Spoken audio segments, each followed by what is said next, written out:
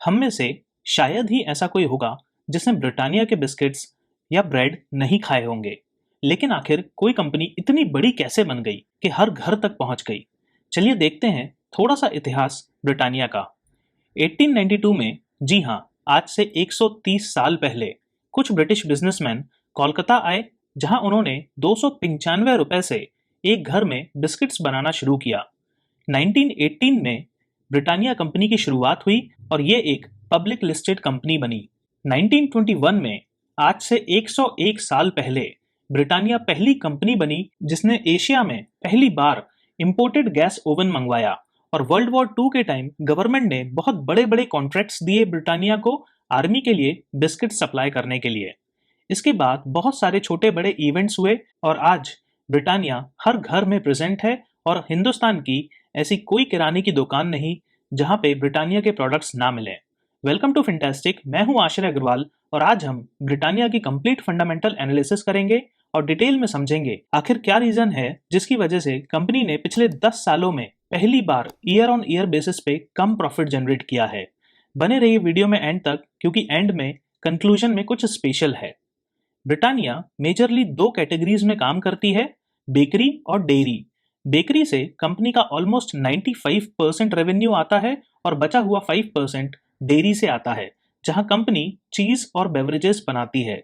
अकेले tiger biscuit से ही company का लगभग 20% का रेवेन्यू आता है और कंपनी हर साल 20 से 25 नए प्रोडक्ट्स लॉन्च करती रहती है। ब्रेड्स की अगर बात करें तो ब्रिटानिया इंडिया की ऑर्गेनाइज्ड मार्केट की लार्जेस्ट प्लेयर है और इसका अकेले का एनुअल टर्नओवर 1 लाख टन से ज्यादा का है। कंपनी ने अनाउंस किया है 700 करोड़ रुपीस का इन्वेस्टमेंट गुड डे बिस्किट और टाइगर बिस्किट की कैपेसिटी एक्सपेंशन के लिए और रूरल मार्केट पे और भी ज्यादा ट्रैक्शन लाने के लिए।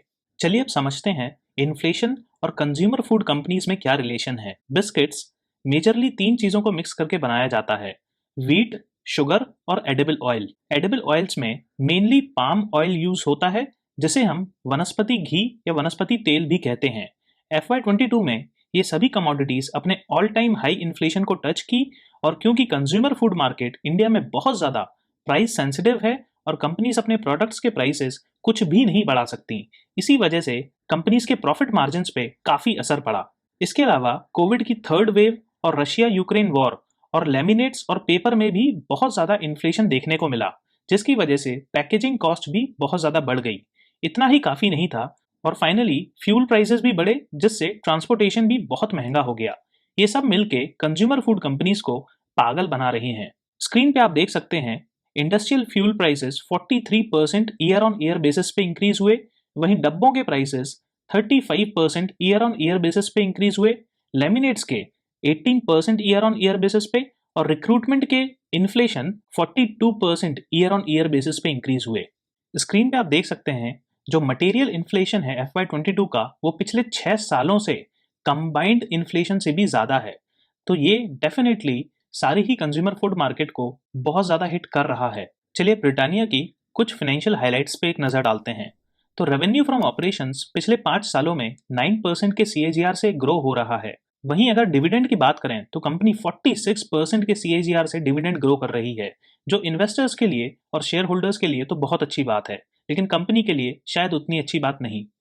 नेट प्रॉफिट की अगर बात करें तो पिछले कई सालों में पहली बार ब्रिटानिया ने कम नेट प्रॉफिट रिपोर्ट किया है। वहीं FY22 में ये 1603 करोड़ पे स्टैंड करता है, जो कि काफी कम है FY21 के नेट प्रॉफिट से। फिर भी ओवरऑल पे 14% के CAGR से नेट प्रॉफिट ग्रो हो रहा है। मार्केट कैपिटलाइजेशन भी 7% से ग्रो हो रहा है और शेयर प्राइस ऑलमोस्ट 2018 के पीक लेवल पे ही करेंटली स्टैंड करता है। चलिए ब्रिटानिया की बैलेंस शीट पे एक नजर डालते हैं और स्टार्ट करते हैं एसेट्स से।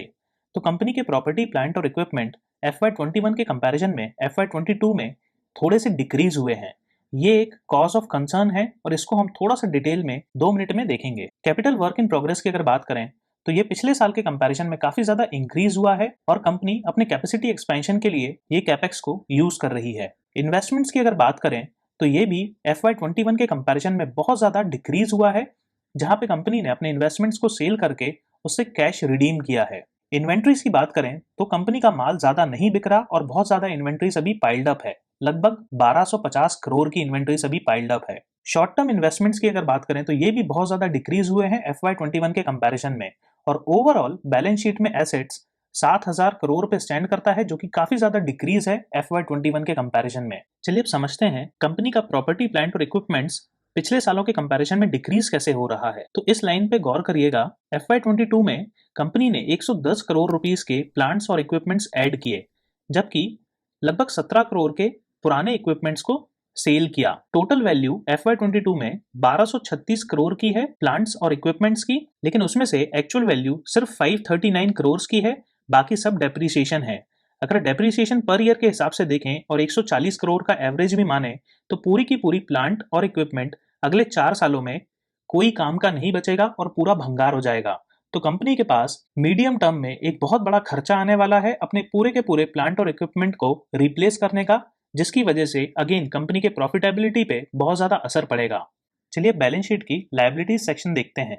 तो अदर इक्विटीज FY21 के कंपैरिजन में बहुत ही ज्यादा कम हुई हैं। ये एक बहुत नेगेटिव साइन है और कंपनी अपने सरप्लस को यूज कर रही है। लॉन्ग टर्म बोरोइंग्स अगर देखें तो कंपनी की थोड़ी सी FY21 के कंपैरिजन में डिक्रीज हुई है, जो कि अच्छी बात है। लेकिन अगर शॉर्ट टर्म बोरोइंग्स देखें तो कंपनी ने बहुत ज्यादा शॉर्ट टर्म लोन लिया है। करंट लायबिलिटीज करंट एसेट के कंपैरिजन में ज्यादा है और ये भी एक प्रॉब्लम है।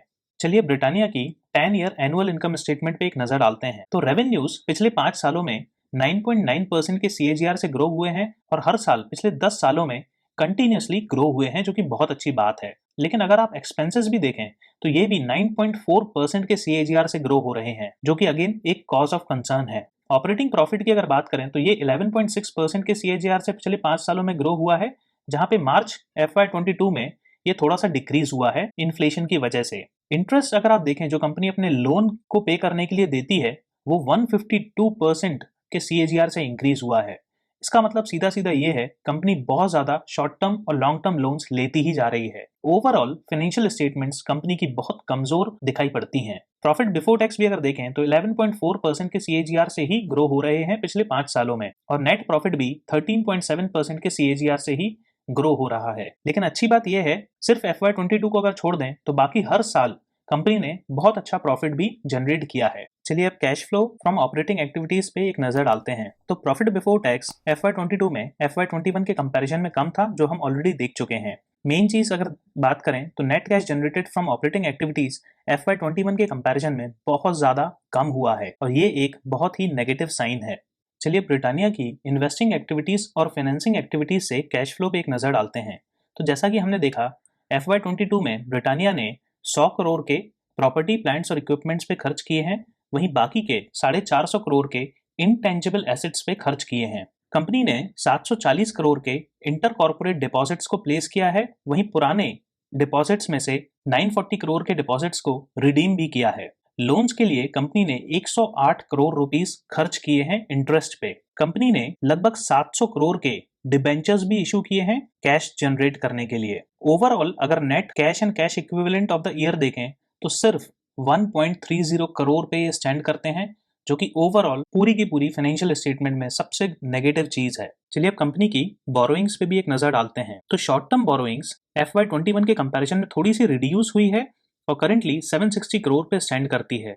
वहीं लॉन्ग टर्म बोरोइंग्स ये बहुत ज्यादा इंक्रीज हुई है और ऑलमोस्ट डबल हो गई है FY21 के कंपैरिजन में। चलिए अब कुछ इंपॉर्टेंट रेशियोज पे एक नजर डालते हैं। तो सारे ही पर शेयर रेशियोज FY21 के कंपैरिजन में बहुत ज्यादा डिक्रीज हुए हैं।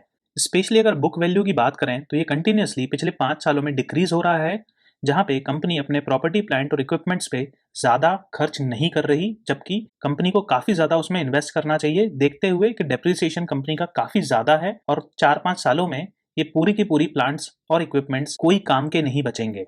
प्रॉफिटेबिलिटी रेशियोज पे भी अगर नजर डालें तो ये भी FY21 के कंपैरिजन में काफी ज्यादा डिक्रीज हुए हैं, with an exception of ROE और ROCE। ROE और ROCE ही इंक्रीज हुए हैं क्योंकि टोटल नेट वर्थ ही कंपनी की पिछले साल के कंपैरिजन में रिड्यूस हो गई है, इसलिए बाय डिफॉल्ट ROE और ROCE इंक्रीज हो जाएंगे। ये कोई अच्छा साइन नहीं है। लिक्विडिटी रेशियोज की अगर बात करें तो ये भी बहुत ज्यादा डिक्रीज हुए हैं पिछले फाइनेंशियल ईयर से अगर कंपेयर करें तो। FY21 में कंपनी का अर्निंग रिटेंशन -61% पे था।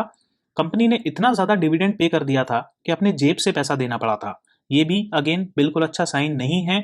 इन्वेस्टर्स के लिए भले ही अच्छा हो सकता है, बट कंपनी के बिजनेस के लिए बिल्कुल भी अच्छा नहीं है। चलिए ब्रिटानिया के फोरकास्ट पे एक नजर डालते हैं। तो एनालिस्ट के हिसाब से नेक्स्ट 12 महीने में कंपनी का शेयर प्राइस मैक्सिमम 18.4% से इंक्रीज हो सकता है, जबकि मिनिमम 0.6% से इंक्रीज हो सकता है। अगेन ये सिर्फ एक एस्टिमेट है, कोई गारंटी नहीं।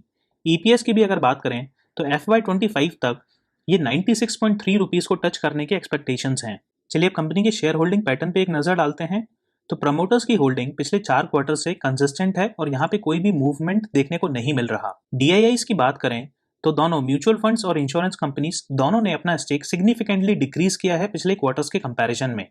वहीं एफआईआईस ने भी पिछले क्वार्टर्स के कंपैरिजन में कंटिन्यूअसली अपना स्टेक डिक्रीज किया है।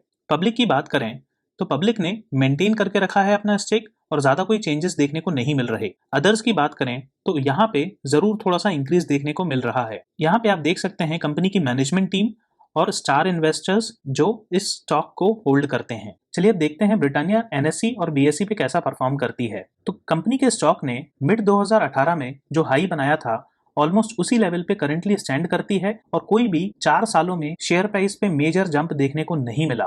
करंट सिनारियो को देखते हुए लग भी नहीं रहा कि कोई बड़ा अपसाइड नेक्स्ट 1-2 साल में देखने को मिलेगा। इनफैक्ट डाउन साइड में लगभग 2400 से 2500 के रेंज में जरूर स्टॉक जा सकता है। चलिए अब कंक्लूड करते हैं। अगर आपको ये मेरी रिसर्च पसंद आई है तो प्लीज मेरे चैनल को सब्सक्राइब करें और वीडियो को लाइक करें। इंडिया में प्रोसेस्ड फूड इंडस्ट्री एक बहुत ही कॉम्पिटिटिव और प्राइस सेंसिटिव मार्केट है, जहां कंज्यूमर 2 रुपए का भी प्राइस इंक्रीज देख के दूसरे चीप अल्टरनेटिव को बाय कर लेता है। इसी वजह से कंपनीज अपने प्रोडक्ट के प्राइस बढ़ाने की जगह प्रोडक्ट का वेट ही कम कर देती हैं, जिसे हम श्रिंकफ्लेशन भी बोलते हैं। इसका सबसे बड़ा एग्जाम्पल है मैगी और पार्ले जी के पैकेट्स, जहां प्राइस ऑलमोस्ट सेम ही है पिछले कई सालों से, लेकिन पैकेट का साइज या फिर वेट आधा हो गया है। ब्रिटानिया और सारी ही कंज्यूमर फूड कंपनीज के मार्जिन्स हाई इन्फ्लेशन की वजह से बहुत ज़्यादा इम्पैक्टेड हैं और गवर्नमेंट ने बहुत मेजर्स भी लिए हैं इस इन्फ्लेशन को कंट्रोल करने के लिए। लेकिन इंडिया की dependency edible oil specially palm oil पे बहुत ज़्यादा है और कुछ महीने पहले थोड़े टाइम के लिए इंडोनेशिया ने पाम ऑयल का एक्सपोर्ट पे बैन लगा दिया था। ये थोड़े से टाइम में ही हर कंट्री की हालत खराब हो गई थी और क्योंकि इंडोनेशिया अकेले ही वर्ल्ड का 65% पाम ऑयल प्रोड्यूस करता है और मलेशिया ने भी एक्सपोर्ट टैक्सेस बढ़ा दिए थे जो वर्ल्ड का 15% पाम ऑयल प्रोड्यूस करता है। ऐसी सिचुएशन फिर से ना आए, इसके लिए फार्मर्स को सोचना चाहिए पैडी की जगह ऑयल सीड्स या पाम ऑयल का कल्टीवेशन करें, जिससे उन्हें भी अच्छे दाम मिलेंगे और इंडिया का फॉरेक्स भी बचा रहेगा और इन्फ्लेशन भी कंट्रोल में रहेगा। Short term to medium term में व्हीट, शुगर और ऑयल के प्राइसेस कम होते नहीं नजर आ रहे और कंपनी की प्रॉफिटेबिलिटी एटलीस्ट FY23 तक इम्पैक्टेड ही रहेगी और मेरे हिसाब से ब्रिटानिया अभी एटलीस्ट 10 से 15% और करेक्ट हो सकता है और तब शायद एक अच्छी अपॉर्चुनिटी मिलेगी इसको लॉन्ग टर्म पे बाय करने के लिए।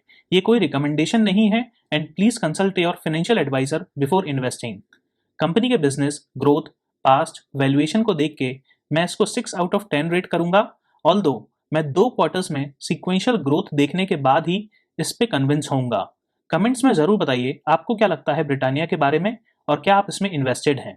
Thank you.